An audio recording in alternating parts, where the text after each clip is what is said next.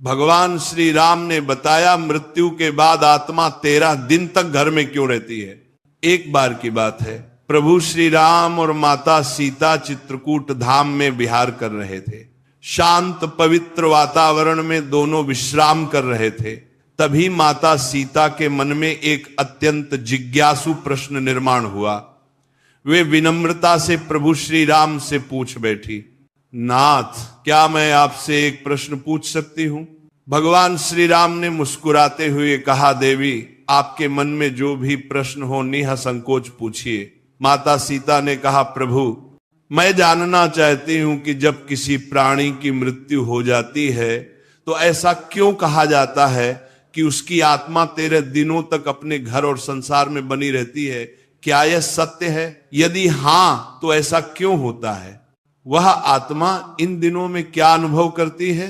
क्या वह अपने स्नेहीजनों को देख सकती है? भगवान श्री राम गंभीर हो गए। उन्होंने कहा कि जानकी, आपने जो प्रश्न पूछा है वह केवल आपका नहीं है, यह प्रश्न समस्त संसार को मार्गदर्शन देने वाला है। इस विषय को जानना सभी के लिए आवश्यक है, क्योंकि जीवन और मृत्यु के रहस्य से अनभिज्ञ रहना अज्ञान के अंधकार में भटकने जैसा है। मैं इस रहस्य को आपको अवश्य समझाऊंगा। कहा जाता है कि मृत्यु के 24 घंटे बाद आत्मा अपने घर वापस आती है, अपने परिवार, अपने प्रियजनों और उन स्थानों को देखने जहां उसने अपना संपूर्ण जीवन व्यतीत किया है। लेकिन क्यों? क्या उसे अपनी मृत्यु का आभास होता है? क्या वह अपने परिवार के दुख और विलाप को महसूस कर सकती है? और मृत्यु के बाद आत्मा को अपने कर्मों के फल कैसे प्राप्त होते हैं? ये रहस्य स्वयं मृत्यु के देवता यमराज ने एक बार देवर्षि नारद को बताया था। यमलोक के अधिपति यमराज ने बताया कि आत्मा का यह सफर केवल शारीरिक मृत्यु का अंत नहीं, बल्कि एक नए प्रारंभ की ओर बढ़ने की प्रक्रिया होती है। आज के इस प्रवचन में हम आपको वही कथा सुनाने जा रहे हैं जो स्वयं यमराज ने नारद जी को सुनाई थी। ये कहानी आपको मृत्यु के बाद आत्मा के अनुभवों और उसके वास्तविक सत्य को समझने में मदद करेगी। एक बार मृत्यु के देवता यमराज यमपुरी में अपने सिंहासन पर विराजमान थे। चारों ओर दिव्य प्रकाश फैला हुआ था। यमलोक के दूत अपने कार्यों में व्यस्त थे। तभी वहां देवर्षि नारद का आगमन हुआ। उनके हाथ में दिव्य वीणा थी और मुखमंडल पर तेज झलक रहा था। उन्होंने यमराज को प्रणाम किया। यमराज ने मुस्कुराते हुए उनका स्वागत किया और बोले, देवर्षि, आज आपके आगमन का क्या कारण है? मुझे प्रसन्नता है कि आप यमलोक पधारे। कहिए, कैसे आना हुआ? नारद मुनि ने विनम्रता से उत्तर दिया, धन्यवाद प्रभु। मैं पृथ्वीलोक का भ्रमण कर रहा था और वहां मैंने एक विचित्र दृश्य देखा जिसने मेरे मन में कई प्रश्न उत्पन्न कर दिए। यमराज जिज्ञासु दृष्टि से नारद जी को देखने लगे और बोले, कौन से प्रश्न देवर्षि? कृपया बताएं, मैं आपकी जिज्ञासा अवश्य शांत करूंगा। नारद जी बोले, हे धर्मराज, जब मैं पृथ्वी लोक पर था तो मैंने देखा कि एक वृद्ध पुरुष की मृत्यु हो गई। उसके परिवार और रिश्तेदार शोक में डूबे हुए थे। वे विलाप कर रहे थे और कुछ तो विभिन्न उपाय कर रहे थे ताकि उनकी आत्मा पुनः लौट आए। इस दृश्य को देखकर मेरे मन में गहरे प्रश्न उठे। यमराज ने नारद जी की बातों को ध्यान से सुना। नारद जी आगे बोले, मृत्यु एक अटल सत्य है, लेकिन इसके बाद क्या होता है ये रहस्य बना हुआ है। मेरे मन में 2 मुख्य प्रश्न उत्पन्न हुए हैं। पहला यह कि क्या वास्तव में मृत्यु के 24 घंटे बाद आत्मा अपने घर लौटती है? दूसरा यह कि मृत्यु के बाद आत्मा का जो 13 दिनों का सफर बताया जाता है, क्या वह सच में होता है या ये केवल सुनी सुनाई बातें हैं? नारद जी की जिज्ञासा अत्यंत महत्वपूर्ण थी। यमराज कुछ क्षण मौन रहे और फिर उन्होंने गहरी सांस लेते हुए कहा, देवर्षि, ये एक गंभीर प्रश्न है और इसका उत्तर प्रत्येक मनुष्य को अवश्य जानना चाहिए।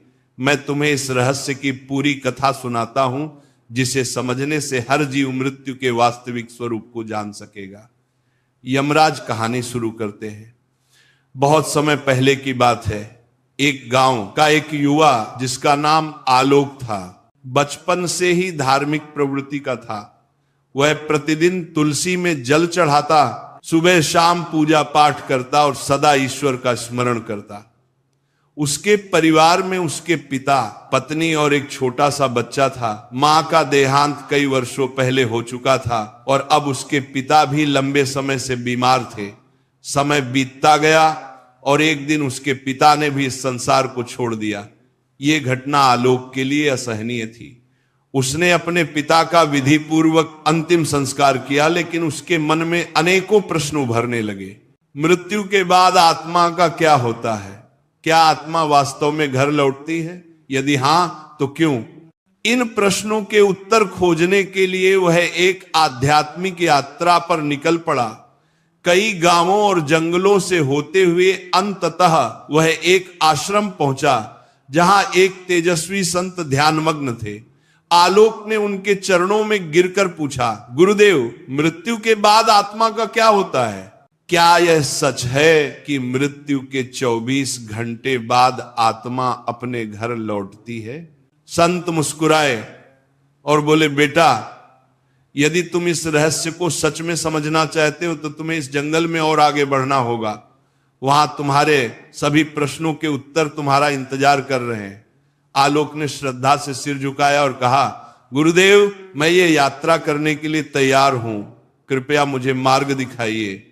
गुरुजी ने आशीर्वाद दिया और कहा, इस यात्रा में तुम्हें कई अद्भुत अनुभव होंगे। रास्ते में जो घटित होगा वही तुम्हें मृत्यु और आत्मा के रहस्यों को समझने में सहायता करेगा। आलोक गुरुजी के आदेशानुसार जंगल की ओर बढ़ चला। जैसे जैसे वो आगे बढ़ा, जंगल घना और रहस्यमयी होता गया। चारों ओर अजीब अजीब आवाजें सुनाई पड़ने लगी। कहीं उल्लू बोल रहा था तो कहीं पत्तों की सरसराहट हवा के थपेड़ों से डरावनी प्रतीत हो रही थी। जंगल का ये भयंकर और डरावना रास्ता उसे डरा जरूर रहा था, लेकिन उसके मन में उठ रही जिज्ञासा कहीं अधिक बलवान थी। वह निडर होकर चलता गया और कुछ दूरी पर उसे एक विशाल पीपल का वृक्ष दिखाई दिया, लेकिन ये कोई साधारण वृक्ष नहीं था। उसकी शाखाएं सांपों की तरह लहरा रही थी और उसकी छाल पर मानो किसी का चेहरा उभर आया था। जैसे ही आलोक उसके पास पहुंचा, वह वृक्ष मानवीय स्वर में बोल उठा, हे मानव, ठहरो, कहां जा रहे हो आलोक? ये सुनकर स्तब्ध रह गया। एक वृक्ष बोल रहा था, परंतु वह घबराया नहीं। उसने हाथ जोड़कर पीपल के वृक्ष को प्रणाम किया और आदरपूर्वक बोला, हे महावृक्ष, मैं यहां मृत्यु के रहस्य को जानने आया हूं। मेरे मन में कई प्रश्न है और मैं उनके उत्तर खोजने के लिए यह यात्रा कर रहा हूं। कृपया मेरा मार्गदर्शन करें। पीपल के वृक्ष ने गंभीर स्वर में कहा, तुम्हारी जिज्ञासा योग्य है मानव। मैं तुम्हें मृत्यु के बाद की प्रथम अवस्था के बारे में बता सकता हूं, लेकिन उससे पहले तुम्हें मेरी एक पहेली का उत्तर देना होगा। यदि तुम सही उत्तर दे सके तो ही मैं तुम्हें आगे का ज्ञान दूंगा। आलोक ने श्रद्धा से सिर झुकाया और कहा, कृपया अपनी पहेली पूछिए, मैं उत्तर देने का प्रयास करूंगा। पीपल का वृक्ष थोड़ा मुस्कुराया और बोला, सुनो, ये पहेली तुम्हारे ही जीवन से जुड़ी है। जब जीवित होता हूं तब काल होता हूं, मरने के बाद मैं लाल हो जाता हूं। मुझे जितना जलाओगे मैं उतना ही बिखरता जाऊंगा। बताओ मैं कौन हूं? आलोक ने ध्यानपूर्वक सुना और सोच में पड़ गया। ये पहेली साधारण नहीं थी। वह कुछ देर तक विचार करता रहा। उसके मन में कई वस्तुओं के विचार आए, लेकिन फिर अचानक उसका ध्यान एक वस्तु की ओर गया जिसका प्रयोग वह प्रतिदिन अपने घर के हवन और पूजा में करता। उसकी आंखों में चमक आ गई। उसने पीपल के वृक्ष की ओर देखा और आत्मविश्वास से उत्तर दिया, इसका उत्तर कोयल है। जब कोयल जीवित रहता है तो वह काला होता है, जलने के बाद वह लाल हो जाता है और धीरे धीरे बिखरकर राख में बदल जाता है। जैसे ही अरब ने यह उत्तर दिया, पीपल के वृक्ष की शाखाएं इकाई हिलने लगी। चारों ओर हवा तेजी से बहने लगी और वृक्ष ने स्वर को गंभीर करके कहा, सत्य कहा वत्स, तुमने मेरी पहेली का सही उत्तर दिया है। अब मैं तुम्हें मृत्यु के बाद की प्रथम अवस्था के बारे में बताऊंगा, ध्यानपूर्वक सुनो। पीपल के वृक्ष ने आगे कहा, बेटा, जब शरीर नष्ट हो जाता है तब आत्मा एक भ्रम की स्थिति में आ जाती है उसे समझ ही नहीं आता कि वह मुक्त हुई है या किसी बंधन में है। यह मृत्यु के बाद के पहले 24 घंटे की सबसे रहस्यमय अवस्था होती है। आलोक ध्यान से सुन रहा था, लेकिन उसके मन में और जिज्ञासा जाग उठी। उसने हाथ जोड़कर पूछा, कृपया विस्तार से समझाइए, मृत्यु के तुरंत बाद आत्मा को क्या अनुभव होता है?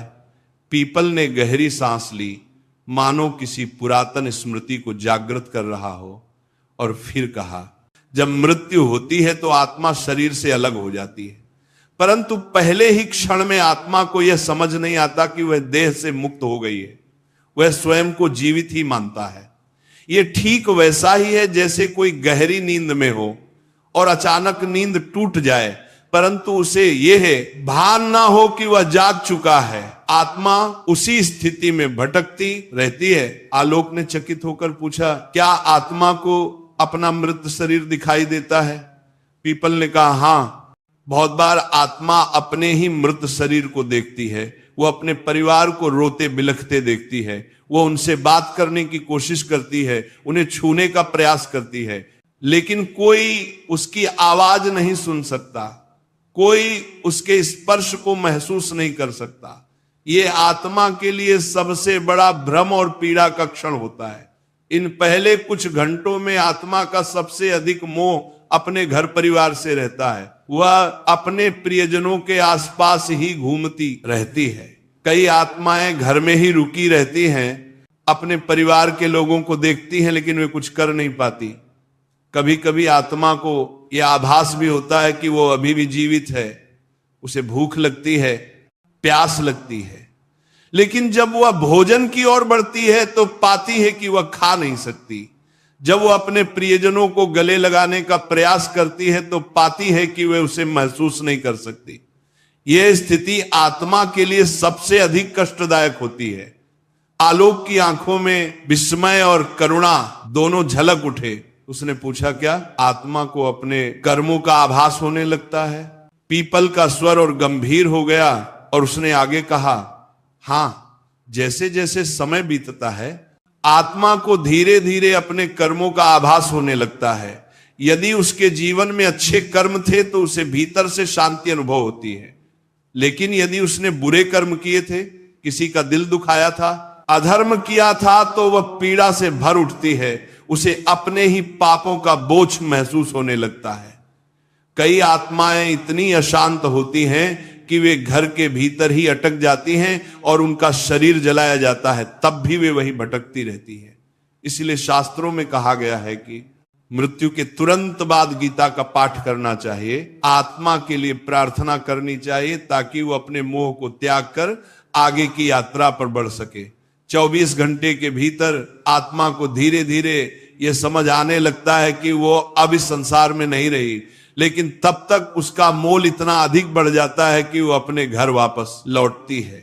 यही कारण है कि हिंदू धर्म में मृत्यु के अगले दिन घर में विशेष पूजा की जाती है, आत्मा के लिए पिंडदान किया जाता है, ताकि वह शांति से अपनी आगे की यात्रा पर जा सके। पीपल ने अपनी बात समाप्त की और कुछ क्षणों के लिए मौन हो गया। आलोक पूरी तरह स्तब्ध था। उसे अब समझ आ रहा था कि मृत्यु केवल एक अंत नहीं, बल्कि एक नई यात्रा की शुरुआत होती है। उसने आदर पूर्वक पीपल को प्रणाम किया और कहा, ज्ञानी, आपने जो ज्ञान दिया वह मेरे लिए अमूल्य है। अब मैं जानना चाहता हूं कि मृत्यु के बाद आत्मा की आगे की यात्रा कैसी होती है। कृपया मुझे आगे का मार्गदर्शन दें। पीपल ने मुस्कुराकर कहा, वत्स, यदि तुम सच में मृत्यु का रहस्य समझना चाहते हो तो तुम्हें और आगे जाना होगा। वहां तुम्हें और भी गहरी सत्य का ज्ञान होगा। आलोक ने सिर झुकाया और आलोक अपनी यात्रा में आगे बढ़ता गया। जंगल गहरा होता जा रहा था। पक्षियों की आवाजें धीरे धीरे कम होती जा रही थी और चारों ओर एक रहस्यमय शांति छा गई थी। तभी उसे एक विशाल काले रंग का कौवा दिखाई दिया। वह कौवा आम पक्षियों से कहीं बड़ा और अद्भुत था। उसकी आंखें जलती हुई अंगारों जैसी प्रतीत हो रही थी और उसके पंखों से एक दिव्य आभा निकल रही थी। आलोक कौवे के पास गया और हाथ जोड़कर प्रणाम किया। कौवा अपनी भारी और गंभीर आवाज में बोला, वत्स, तुम कौन हो और इस गहरे जंगल में क्या कर रहे हो? आलोक ने सर झुकाकर उत्तर दिया, यह दिव्य पक्षी, मैं मृत्यु के रहस्यों को जानने के लिए इस यात्रा पर निकला हूं। मैंने अब तक ये जाना कि मृत्यु के तुरंत बाद आत्मा भ्रमित रहती है, लेकिन मैं यह समझना चाहता हूं कि 24 घंटे बाद आत्मा अपने घर क्यों लौटती है। सुगम ने गहरी सांस ली और कहा, मैं तुम्हें यह उत्तर दूंगा, लेकिन पहले तुम्हें मेरी एक पहेली का उत्तर देना होगा। यदि तुम इसका सही उत्तर दे सके तभी मैं तुम्हें मृत्यु के इस रहस्य का ज्ञान दूंगा। आलोक ने उत्सुकता से सर हिलाया। पूछिए प्रभु, सुगम ने गंभीर स्वर में पूछा। हे मनुष्य, संसार में हर कोई कुछ ना कुछ संजोता है, हर कोई किसी चीज से बंधा होता है। मुझे बताओ, मनुष्य के जीवन का सबसे बड़ा बंधन कौन सा है? आलोक कुछ क्षण के लिए सोच में पल गया। उसके मन में कई विचार आने लगे, धन, परिवार, इच्छाएं, शरीर, लेकिन कौन सा सबसे बड़ा बंधन है? कुछ देर चिंतन करने के बाद उसने उत्तर दिया, मोह मनुष्य का सबसे बड़ा बंधन मोह है। वह अपने परिवार, धन, शरीर और भावनाओं के मोह में बंधा रहता है और यही बंधन उसे जन्म जन्मांतर तक भटकाता है। सुगम मुस्कुराया और सिर हिलाया। तुमने बिल्कुल सही उत्तर दिया वत्स। अब मैं तुम्हें मृत्यु के 24 घंटे बाद आत्मा के घर लौटने का रहस्य समझाऊंगा। सुगम ने आसमान की ओर देखा और गहरी आवाज में कहा, मृत्यु के बाद जब आत्मा शरीर छोड़ती है तो वह कुछ क्षणों तक मुक्त महसूस करती है, लेकिन जैसे जैसे समय बीतता है उसके भीतर एक हलचल शुरू हो जाती है। यह हलचल उसके मन के कारण होती है। आत्मा को अपने घर, अपने परिवार, अपने प्रियजनों की याद सताने लगती है। आलोक ध्यान से सुन रहा था। सुगम ने आगे कहा, जब शरीर जलता है तो आत्मा वहां से अलग तो हो जाती है, लेकिन उसका मोह समाप्त नहीं होता। वह अपने प्रियजनों को रोते हुए देखती है, अपने घर में अपने बच्चों और पत्नी को अकेला महसूस करती है। उसे लगता है कि वह अभी भी उनके पास जा सकती है, उन्हें सांत्वना दे सकती है, लेकिन जैसे ही वह कोशिश करती है उसे एहसास होता है कि कोई उसे देख नहीं सकता, कोई उसे सुन नहीं सकता।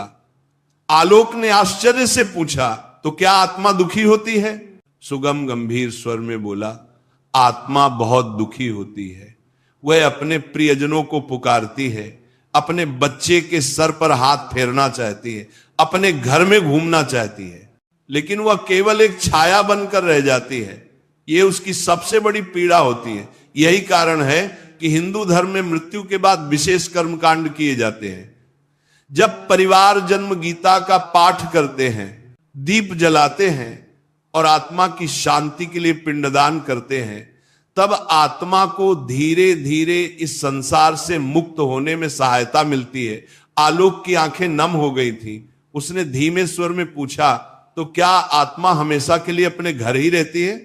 सुगम ने उत्तर दिया नहीं, लेकिन जो आत्माएं अपने जीवन में बहुत अधिक मोह में बंधी रहती हैं, वे अधिक समय तक भटकती रहती है।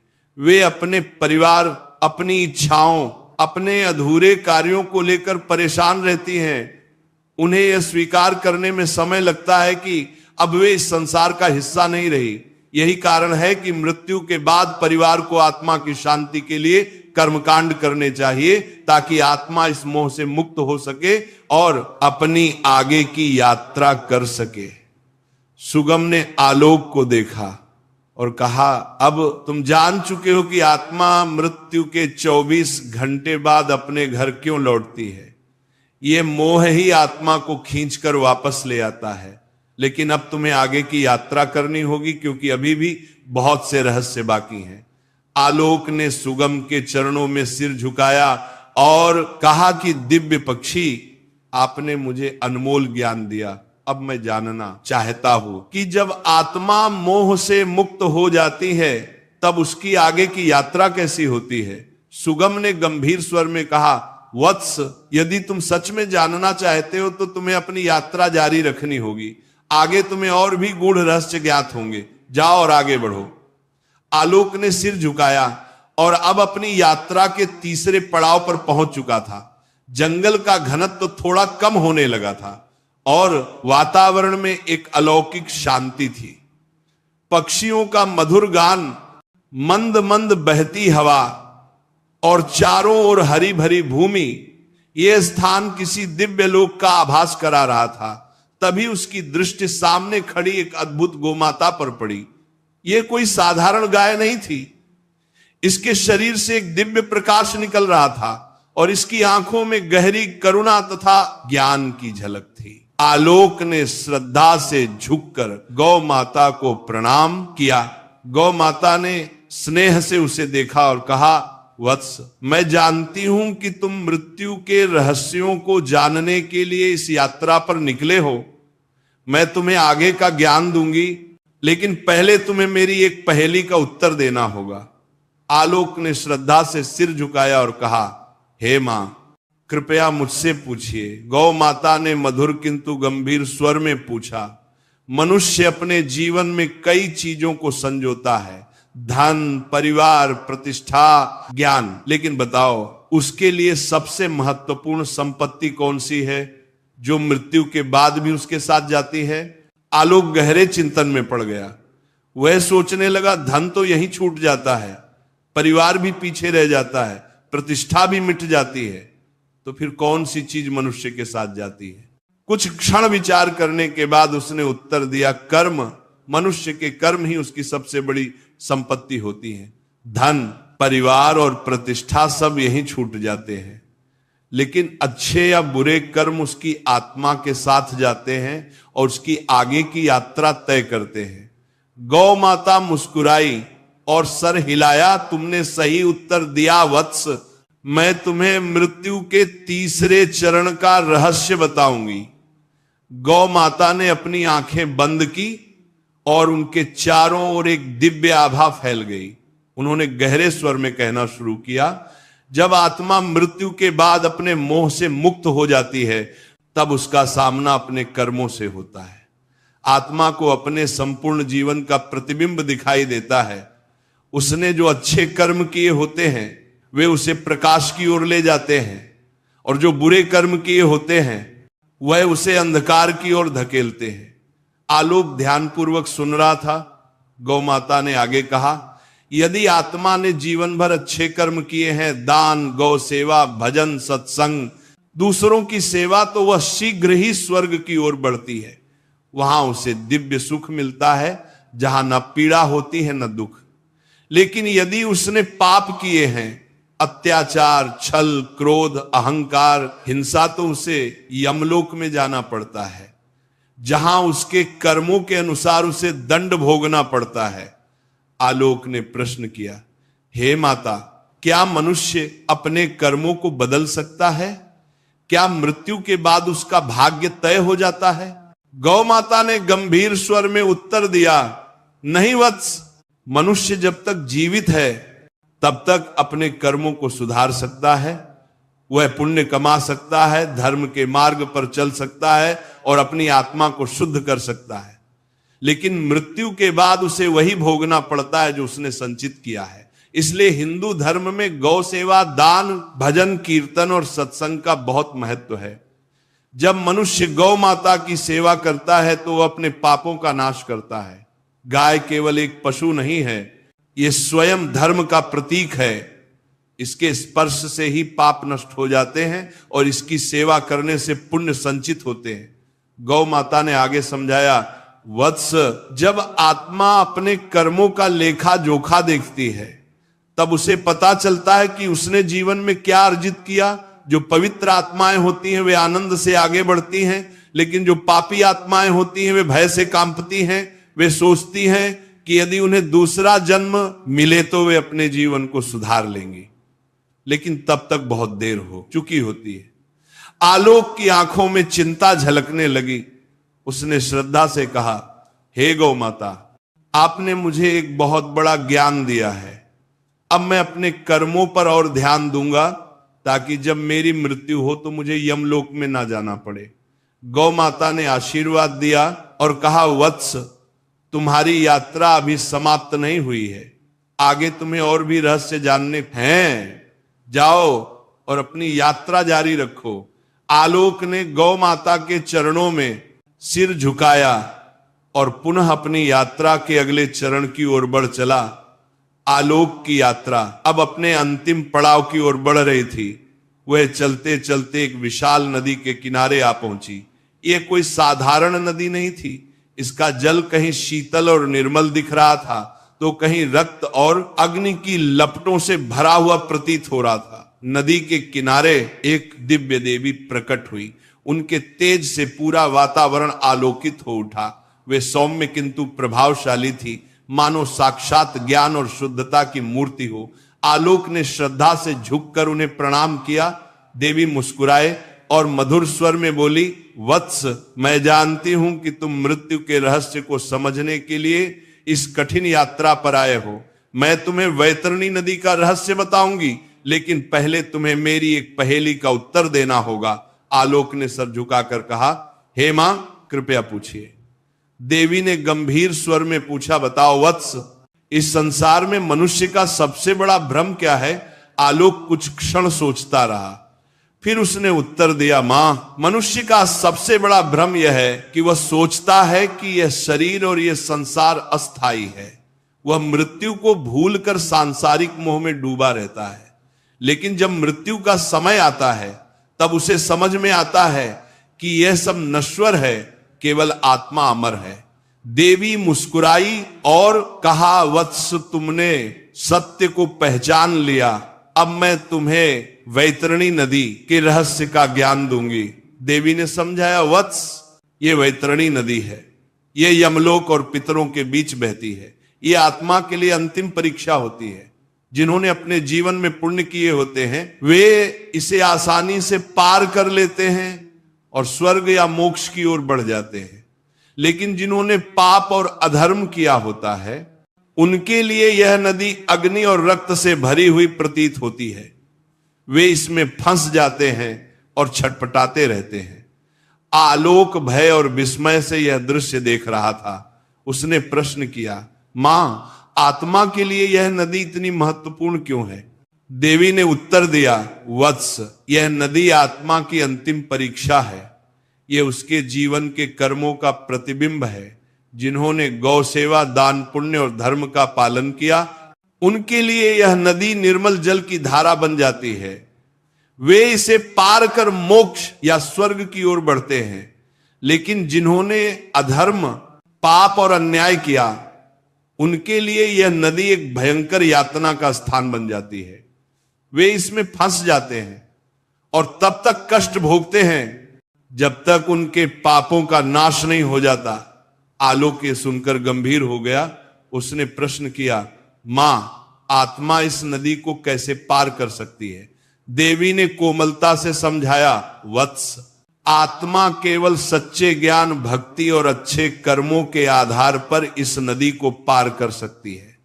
जीवन में गौ सेवा, दान, धर्म, कर्म, सत्य आचरण और भक्ति करने वाले सहज ही इसे पार कर जाते हैं।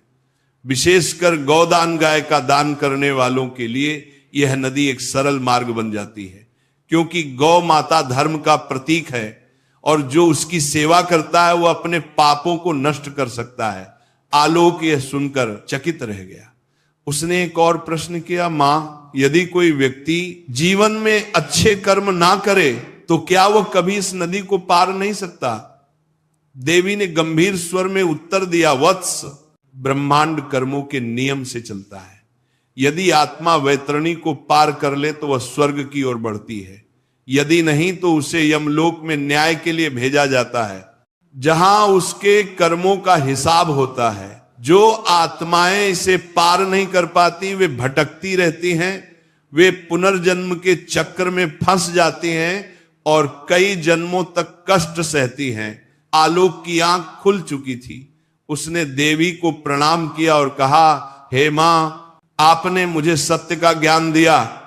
अब मैं अपने जीवन को और भी पवित्र बनाऊंगा ताकि मेरी आत्मा मृत्यु के बाद सही मार्ग पर चल सके।